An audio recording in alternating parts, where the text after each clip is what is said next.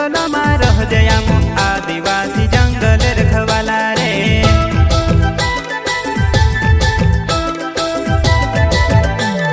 चल जंगल जमीन काजे पूजे रे आदिवासी दुनिया ने रखवाला रे।